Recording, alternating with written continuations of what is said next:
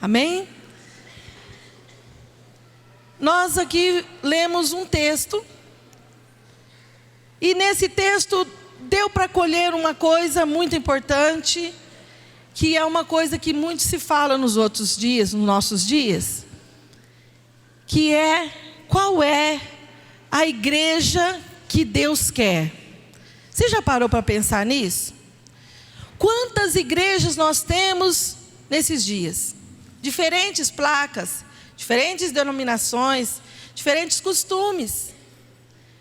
E é interessante que não é ruim isso, porque assim nós vemos multiformas de nós seguirmos a nossa fé conforme aquilo que nos cai bem. Amém? E aí nós entendemos que essa multidão de igrejas, essa quantidade de placas de igreja, só faz diversificar a forma do povo achar um lugar para adorar o nome do Senhor, achar um lugar onde comungar o nome do Senhor, a presença de Deus. E pensando nisso, nós ficamos pensando, né? Pensando assim, que igreja é a ideal? Qual é a igreja certa? Qual é a igreja que agrada a Deus? Qual é a igreja que é aprovada? Muitas vezes nós ficamos preocupados com isso. Muitas vezes, às vezes a gente põe até coisas na nossa cabeça. Será que eu estou no lugar certo? Será que esta igreja Deus tem aprovado? Será que o que eu tenho feito dentro da nossa denominação Deus tem se agradado? E é uma coisa que eu mesmo pergunto a mim, irmãos. É uma coisa que os pastores também perguntam: será que nós estamos agradando? Será que nós estamos fazendo a vontade de Deus? Será que realmente nós estamos aqui com o intuito daquilo que Deus quer para o seu povo? E aí esse texto que nós acabamos de ler é uma das passagens que Paulo fez nas suas viagens missionárias, e ele foi ali para uma cidade chamada Troade. Ele passando ali com seus discípulos, ele foi viajando, chegou ali naquele lugar, e ele foi pregar naquele lugar. Ele foi pregar a palavra de Deus naquele lugar. E eu quero nessa noite, com aquilo que nós vamos ler aqui, discorrer cada coisa, nós entendermos realmente como deve ser o modelo da igreja que Deus quer. Qual é o modelo que Deus quer aqui na terra? Porque nós já sabemos o que Deus tem para nós lá no céu, amém? Nós já sabemos o que Deus tem preparado para nós lá no céu, mas nós queremos também entender o que é que Deus quer para a sua igreja aqui na terra. Como Deus quer que a tua igreja viva aqui na terra. E aí nós vamos aqui discorrer, juntamente com esse episódio de Paulo visitando ali a Macedônia, visitando ali aquela cidade de Troade, o que Deus nos mostra como modelo de igreja ideal para ele. Vamos lá no verso 7. No primeiro dia da semana, ajuntando-se os discípulos para partir o pão. Vamos parar aqui. Nós vemos aqui o modelo de uma igreja que Deus quer, uma igreja que adora ao Senhor em espírito e em verdade. O que Deus quer para a sua igreja não é mais aquela igreja que vivia lá no Antigo Testamento, lá na época de Moisés, onde as pessoas viviam no tempo da lei, que se pagava ali dívidas de pecado. Nem tão pouco eles viviam ali apenas por obrigações, subiam ao templo uma vez no ano. Mas hoje nós estamos na graça do Senhor Jesus, e o que nos compromete com Ele como igreja é adorar o seu santo nome, é adorar o seu santo nome, é chegar na presença dEle para ser verdadeiros adoradores. Está escrito em João 4:23, a hora vem e é chegada a hora. É essa a nossa hora de adorar a Deus, é essa a nossa hora que a igreja está se levantando, que a igreja está viva, que a igreja está com Cristo, que a igreja está vivendo os dias de Cristo na terra. É esta a hora que o Senhor está levantando os seus verdadeiros adoradores. Não pense que vai ser o bom ou lindo ou rico único que vai subir será os verdadeiros adoradores, aquele que o Pai está planejando para ele, aquele que o Pai está preparando, porque ele, sendo um verdadeiro adorador ao Senhor, ele adora o Pai em espírito e em verdade. E é isso que ele quer primeiramente como modelo de igreja, que nós o adoremos em espírito e em verdade. Amém? Você pode dar um glória a Deus? Você pode dizer aleluia? Você pode acenar assim para o Senhor, dizer glória ao Pai, glória ao Filho, glória ao Espírito Santo, e aplauda o nome dEle.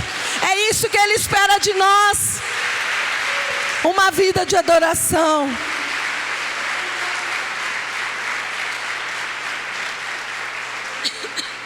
Deus espera de nós uma vida de adoração, uma vida de comprometimento. Olha aqui, no primeiro dia da semana, ajuntaram-se os discípulos para partir o pão. Eles chegaram naquela cidade, eles não pensaram em outra coisa. Vamos nos ajuntar, vamos ali cultuar, vamos ali nesse primeiro dia da semana, ajuntar o povo para adorar o nome do Senhor. Irmãos, o que nós aprendemos para que nós sejamos a igreja que Deus quer: pare tudo na sua vida. Pare tudo na sua vida. Nada pode ser tão melhor, nem tão especial, do que chegar à presença de Deus para o adorar. Amém? Então aqui é o primeiro ponto que nós aprendemos nesse texto, que para sermos a igreja que Deus espera de nós, nós temos que ser verdadeiros adoradores. Aquele que o Pai está aguardando para ser verdadeiro adorador e que adora este Deus em espírito e em verdade. Amém? Segunda coisa que nós aprendemos aqui nesse mesmo texto, que é a continuação do versículo. Paulo, que havia de partir no dia seguinte, falava com eles e alargou a prática até a meia-noite. O que nós podemos entender aqui nesse restante de versículo é que Paulo tinha uma viagem marcada. Paulo já tinha que estar viajando para outro lugar, já tinha horário marcado no seu navio para viajar para outro lugar para pregar. Mas ele disse: eu não posso sair daqui apenas com louvor. Eu não posso apenas sair daqui com a comunhão com os irmãos. Eu tenho que pregar a palavra. E a segunda coisa que nós aprendemos para nós sermos uma igreja ideal para Deus, é nós priorizarmos a pregação da palavra de Deus. É priorizarmos, colocarmos ela em primeiro lugar na nossa vida. Não é o nosso caso aqui, não é assim que a nossa igreja procede, mas nós vemos igrejas que cantam muito.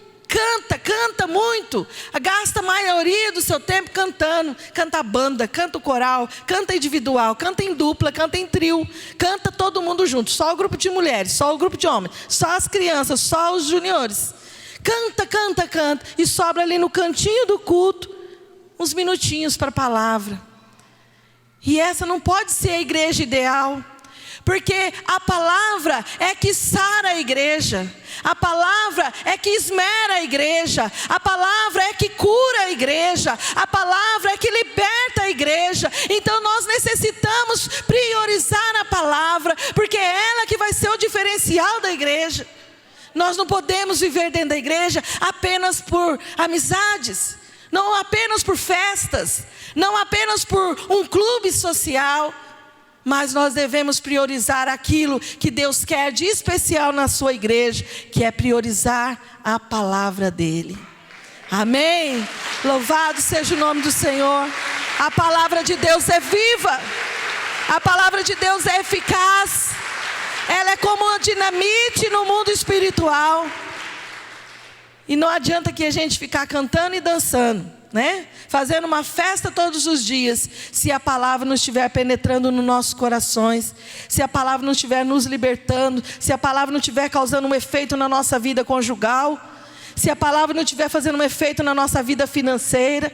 Tudo isso é a palavra. Então nós precisamos, como esta igreja estava priorizando a palavra, nós precisamos priorizar a palavra, a pregação da palavra de Deus. Terceira coisa que nós vemos no verso 8: e havia muitas luzes no cenáculo onde estavam juntos. Quem tem celular aí que tem luzinha? Vamos ver. Tem alguém? Vamos ver, levanta assim a mão assim. Tem bastante gente? Tem poucos, né? Não tem muitos, então não vai dar para a gente brincar, tá? Se tivesse bastante gente, ia brincar. O que eu ia fazer? Eu ia apagar as luzes da igreja. E eu queria que você acendesse a luz do seu celular. Para a gente ver aqui quantas luzinhas tem. E aqui está dizendo no versículo que havia muitas luzes no cenáculo onde estavam juntos. O que nós aprendemos aqui como modelo de igreja? Nós aprendemos aqui que a igreja precisa brilhar. Que a igreja precisa ter luz. Que cada um de nós temos que ser a luz neste mundo, porque Jesus deixou essa ordenança. Jesus disse assim, ó, vós sois a luz do mundo e o sal dessa terra. Então nós temos que ser o diferencial como igreja em nosso testemunho.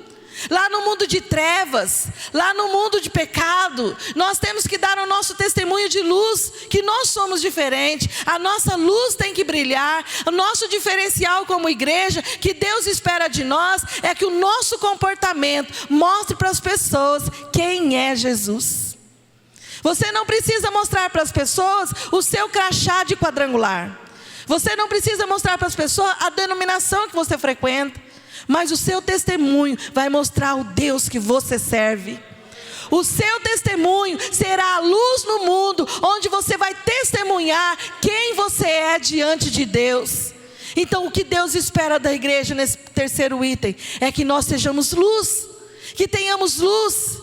E é interessante aqui que o autor que escreveu esse texto de Atos, ele descreve, e havia muitas luzes no cenáculo. Sabe por quê? Porque ali estava lindo, estava maravilhoso aquelas luzes, porque naquela época não tinha luz elétrica, não tinha luz a gás, não tinha luz geradores. Ali eram lamparinas, eram acesas lamparinas. E eles combinavam entre eles, eu vou levar a minha, a Patrícia vai levar dela, cada um de nós íamos levar as nossas. E ali a igreja chegavam todos com suas luzes acesas, para iluminar o templo, para iluminar o caminho, para eles chegarem ali. E ali diz esse escritor de Atos dos Apóstolos que estava maravilhado de ver as luzes que estavam acesas naquele lugar. E não era um lugar pequeno. Porque nós vamos ler ali daqui a pouco que era um lugar que tinha 3 andares. Vocês imaginam? 3 andares para ser iluminado. Todos teriam que estar com suas luzes acesas. E a pergunta nossa hoje: você tem andado com sua luz acesa? Você como igreja do Senhor, tem andado com a sua lamparina preparada para onde você for iluminar o teu caminho? E aonde as pessoas te encontrarem, ver a tua luz acesa como testemunho. Olha, ali está um cristão, olha a luz dele brilhando. Como diz aquela música do Thales, né? Como que é? Vou deixar a luz de Deus brilhar. Como que é mesmo? Alguém canta aí um pedaço? Não sou como o pastor que canta os pedaços da música.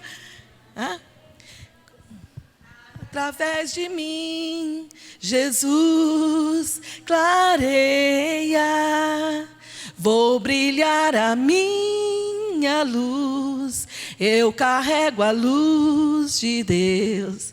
Através de mim, Jesus clareia. Amém? Então através das nossas vidas, Jesus vai clarear. Através da nossa vida, vai clarear lá no seu trabalho, onde é aquela treva, onde é aquele ambiente pesado, onde você vê a negritude do pecado. É a tua luz que vai mostrar Jesus. Então o modelo de igreja que Deus espera é que nós sejamos luz neste mundo de trevas. Amém? Você pode aplaudir ao Senhor. Aleluia.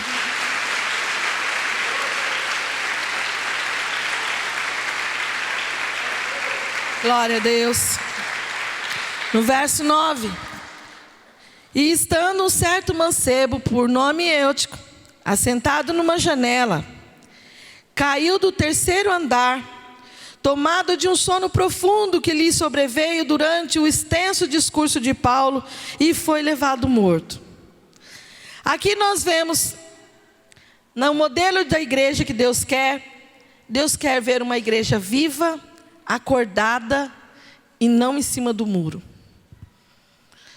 Nós vimos aquele jovem Eutico, um rapaz, que ele sentou no lugar de perigo. Não no lugar certo de se sentar. No lugar que ele poderia estar em destaque. Mas não num lugar seguro.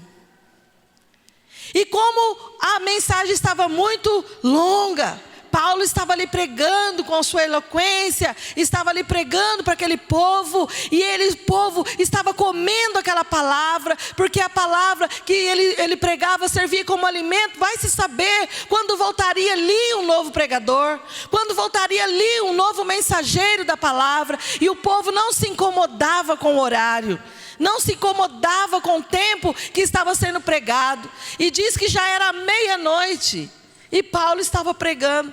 Hoje aqui a gente passa 5 minutos, o povo já começa na aflição, né? Precisa ir embora. Às vezes ir embora para quê? Para assistir televisão. Embora para quê? Para tomar um suco, para comer um lanche. E ali o povo tinha sede, fome da palavra, desejo da palavra, e já era meia-noite, e o povo estava ali, prestando atenção, alimentando daquela palavra, e aquele jovem se sentou naquela janela. Aqui é um andarzinho só. Imagina ali Uriel sentado. Uriel, porque você é esperto, tá? Sentado naquela janela, só ouvindo. Mas já era meia-noite. Não era costume das pessoas ficarem ali tanto tempo reunidos, ouvindo a palavra. E aquele jovem cochilou e caiu. O que nós aprendemos?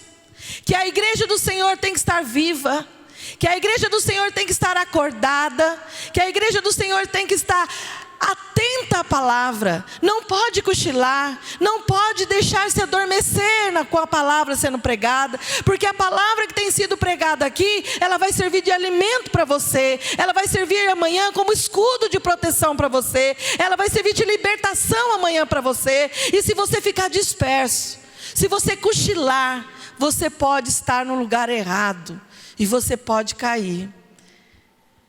E o que Deus quer da tua igreja é que nós estejamos bem acordados e não sentados no meio do muro, em cima do muro. Eu não sei se eu estou lá ou se eu estou aqui.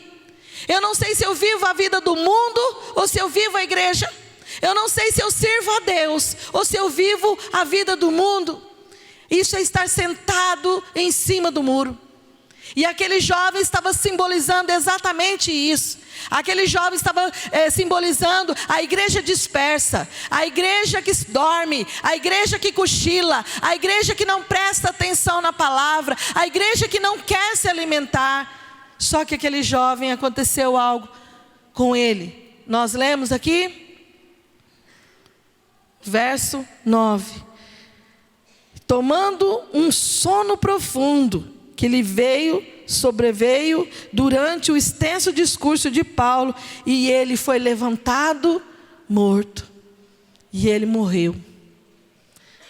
Nós aprendemos que a nossa igreja deve ficar bem viva, bem acordada, bem dispersa, bem desperta, porque se nós ficarmos dispersos por aí, se ficarmos cochilando por aí, pode ser que aconteça conosco aquilo que aconteceu com esse jovem. Ele caiu e ele morreu. Nós não queremos uma igreja que vai e que volta, que sobe e que desce, que dorme e que acorda, que faz e deixa de fazer. Nós queremos aqui, o Senhor Deus quer uma igreja firme, o Senhor quer uma igreja atenta, quer uma igreja avivada, quer uma igreja dinâmica, quer uma igreja que vive a palavra. Amém? Então nós devemos acordar para isso. Aquele negócio, hoje eu não vou, hoje eu não quero participar, eu não quero fazer. Você está sentado no lugar errado, irmão.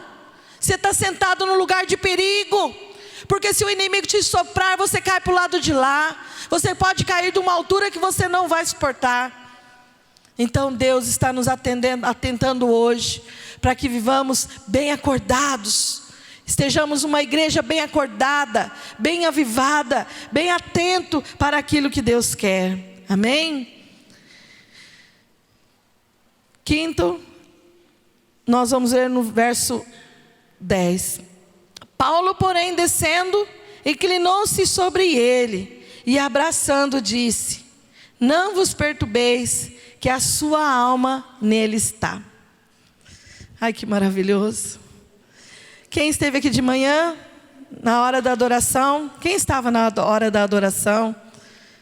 Irmãos, é uma confirmação desta palavra, porque o pastor ministrou aqui na manhã da adoração, que o abraço cura. Quem estava aqui? Foi isso?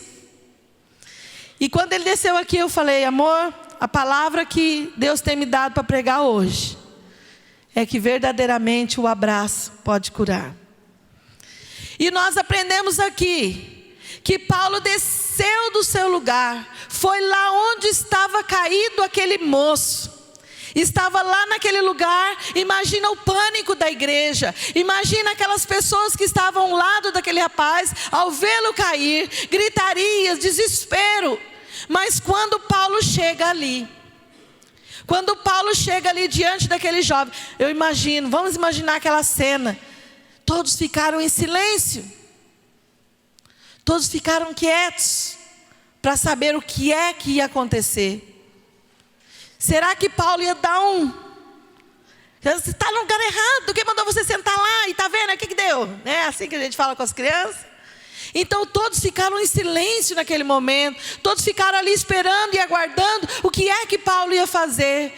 E com um sublime abraço, ele foi até aquele jovem e pegou ele nos braços. Eu acredito que ele se ajoelhou e abraçou forte no peito aquele jovem, apertou bem forte e trouxe uma boa notícia, dizendo: se acalmem, porque a alma dele ainda está nele, ele está vivo.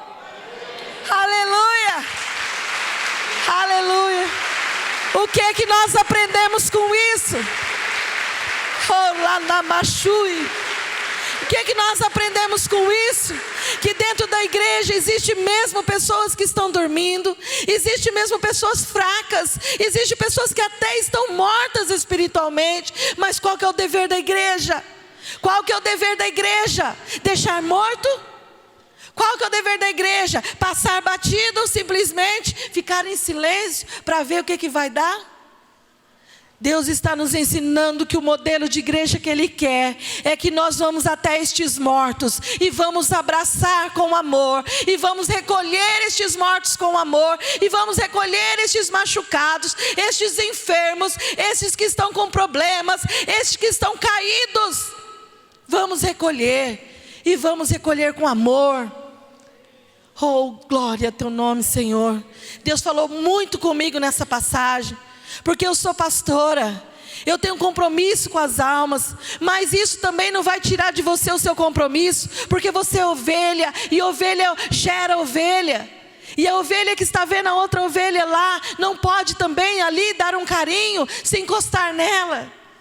Nós como igreja, nós temos que prestar atenção aos doentes que estão no meio da igreja, temos que prestar atenção nos caídos que estão dentro da igreja, prestar atenção naqueles que já estão dormindo no Senhor, aqueles que já estão morrendo diante de Deus. Precisamos prestar atenção. E o que nós vamos fazer com essas pessoas? Simplesmente olhar, entrar em pânico, ficar agitados. Ficar agitados, você sabe o que significa? É ficar aquele burburinho de murmuração. Olha, o irmão pecou, o irmão caiu, o irmão está adulterando, o irmão está fazendo, o irmão está deixando de falar. Isso é murmuração, é pânico no meio da igreja, é medo, é pavor do pecado.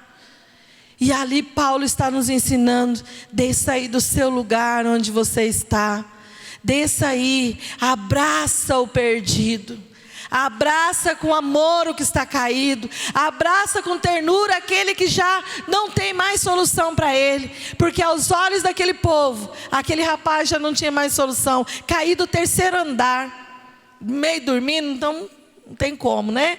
Já chegava ali morto. Mas a boa notícia era que tinha outra chance de vida para ele, que estava nele a vida, e ali aquele abraço de Paulo pôde salvar o Eutico. Sabe que Jesus, ele ressuscitou Lázaro, mas ele não ressuscitou Lázaro simplesmente para mostrar o seu poder, Porque em outras ocasiões, Jesus disse, né? Essa morte é para a minha glória. Mas o que Jesus estava ali demonstrando não é apenas o seu poder. Nós sabemos que Jesus era muito amigo de Lázaro. E foi o amor que Jesus tinha por Lázaro que fez remover aquela pedra.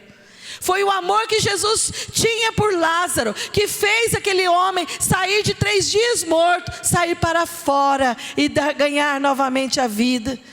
Nós devemos amar as pessoas, independente do que elas simbolizam na nossa vida, independente do que elas são na nossa vida. Devemos abraçá-la e ganhar elas novamente para a vida do Senhor. Amém? Sexta coisa que nós aprendemos, está no verso 11. E subindo, e partindo o pão, e comendo, ainda lhe falou largamente até a alvorada, e assim partiu. Nós vimos aqui que tudo aconteceu naquele culto.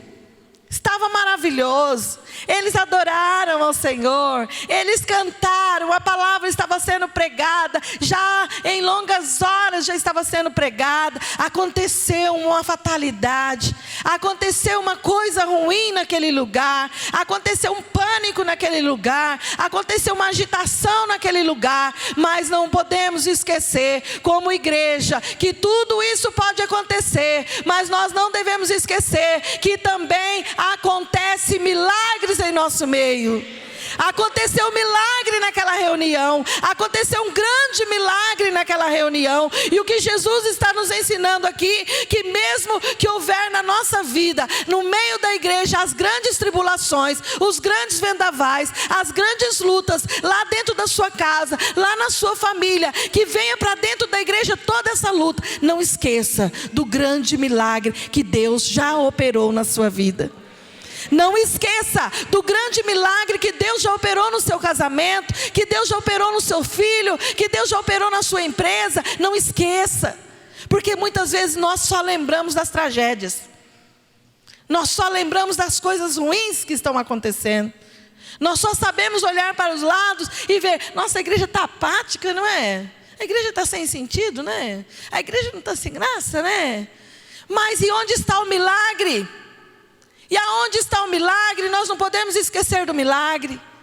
E o que foi que aconteceu aqui? Diz que Paulo, depois dele ter abraçado o jovem, depois dele ter visto que o jovem já estava vivo, trouxe ali aquele testemunho, vocês fiquem tranquilos que o rapaz vive. Ele voltou, subiu e foi para a Santa Ceia. Oh, glória a Deus. Foi para a Santa Ceia. Nós aprendemos que nenhuma dificuldade, que nem um vendaval, que nem uma luta pode te tirar da comunhão com Deus. Vocês entenderam? Não pode te tirar da comunhão com Deus. E é tão bom, irmãos, quando a gente vê como pastores, que a gente conhece a maioria das pessoas e a vida, né, em particular de cada um, nós não conhecemos, mas aquilo que traz até nós, que a gente vê que a pessoa luta, que a pessoa enfrenta, que a pessoa cai, levanta e está, mas quando ela chega na presença de Deus, ela olha para Deus e pode dizer, Senhor, eu tenho comunhão contigo. Eu tenho comunhão contigo, e eu não vou deixar de ter essa comunhão. E diz aqui que Paulo partiu o pão. Eles foram comer juntos, naquela comunhão boa, naquela comunhão gostosa. E o que Deus quer para a sua igreja é que nós permanecemos na comunhão boa, na comunhão saudável, na comunhão gostosa. Não vamos olhar para aquele que caiu, não vamos ficar lembrando do passado. Ai, mas aquele irmão me feriu, pastor, aquele irmão me falou coisas. Não, o dia da comunhão é o dia de nós lembrarmos das grandes coisas que Deus tem feito. Vai lá, peça perdão para Ele, vai lá, perdoa Ele, vai lá, faça alguma coisa, mas resgata a sua comunhão com Deus. Porque será impossível você ter comunhão com Deus se você não tiver em comunhão uns com os outros. Será impossível você dizer, Deus, eu tenho parte contigo, Eu quero comer do seu pão. Eu estou lembrando da sua morte, do seu sacrifício, do seu amor. Se eu não sei perdoar o meu semelhante, se eu não sei esquecer as mágoas, se eu não sei tirar do meu coração aquilo que me aflige todos os dias, como igreja, nós devemos esquecer todas essas coisas, perdoar todas as coisas e partir o pão da comunhão. Amém? Aplauda novamente o nome do Senhor. Aleluia. E para encerrar, o verso 12: e levaram vivo o mancebo, e ficaram não pouco consolados. O que a gente aprende aqui no finalzinho? Tudo aconteceu naquele lugar. Tudo. O culto estava maravilhoso. E diz aqui, no verso 11, e subindo e partiu o pão e comendo, ainda lhe falou largamente. Sabe o que acontece? Na Santa Ceia, Paulo voltou a pregar. Ele voltou a pregar, se empolgou de novo, gostou. Vai ver que ele estava falando do tombo do rapaz, né? E diz aqui que ele pregou até a alvorada. Você sabe o que significa isso? Que o culto se prolongou até o amanhecer. E eles ficaram ali adorando, cantando, louvando, adorando, agradecendo a Deus pelos milagres que aconteceram, pelas coisas que estão acontecendo, pelas coisas que vão acontecer, abençoando a vida do Paulo, abençoando a vida dos missionários que iam sair para uma nova jornada. E ali eles ficaram até o amanhecer. E diz aqui que eles levaram vivo o mancebo. Imagina como que eles levaram, alegres, felizes, jubilando, cantando. Imagina os vizinhos: que igreja é essa? Que povo é esse? Que passa todos os tipos de problema, mas a igreja é uma igreja que canta, é uma igreja que alegra, é uma igreja feliz, é uma igreja triunfante, é um povo que não para. Aleluia! E é esse o modelo de igreja que Deus quer para nós. Não para não, irmão. Se alegra porque Deus já fez grandes maravilhas em te salvar. Já fez o grande milagre, foi me tirar do mundo de pecado. Se alegra, igreja. É isso que Jesus está querendo da sua igreja. É isso que Ele quer. Ele não quer levar noiva chorando. Ele não quer levar noiva amarrotada de lágrimas. Ele quer levar uma noiva jubilando, toda adornada, feliz, linda, triunfante em seu encontro. E aqui para encerrar, é isso que Deus quer de nós. Joga fora a tristeza, joga fora as batalhas, as lutas. Não posso esquecer, não dou amnésia, né? Não posso esquecer não pode. Não podemos esquecer das coisas que passaram, mas pega aquelas coisas que passaram, coloca elas diante de ti e mostra quem é Deus. Olha, o meu Deus é capaz de reverter toda a situação e me colocar no lugar de vitória, porque eu tenho uma promessa, eu sou a igreja dele, eu sou a noiva dele, ele está me aguardando, ele está me esperando, e a novidade de vida não será para outro, será para mim, e assim nós teremos uma igreja preparada para a volta do Senhor Jesus. Amém? Amém? Glória a Deus. Aleluia. Aleluia. Amém. Amém. Irmãos, eu estou feliz. A igreja está lotada. Queria que vocês tirassem. Podia tirar uma selfie hoje, né? Tem alguém aí que dá para fazer uma selfie?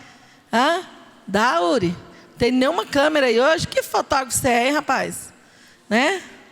Precisa carregar os aparelhos no bolso, né? Mas eu estou feliz. Sabe por quê? Irmãos, quem conhece a história da igreja, aqui neste lugar, nós estamos completando 11 anos de vida. 11 anos! Glória a Deus! Glória a Deus! Aleluia. Amém. Olha, muita coisa passou aqui. Muita coisa. Quem está aqui conosco desde o comecinho sabe, né? Tem algumas famílias que estão ali conosco desde o princípio. Sabe quanta coisa nós passamos por aqui. Já muita gente caiu. Muita gente caiu da janela. Muita gente se machucou, muita gente se levantou. Muita gente nasceu neste lugar. Muita gente foi batizada neste lugar. Muita gente tem casado neste lugar. Muita gente tem prosperado bens neste lugar. Isso quer dizer que é uma igreja viva. A igreja está em evidência com a palavra de Deus. Amém? E nós estamos felizes com isso. E que vocês possam continuar conosco até a volta de Cristo, né? Para nós todos juntos cantar o hino da vitória, cantando e celebrando a Deus como o modelo da igreja que Deus quer. Vamos colocar em pés.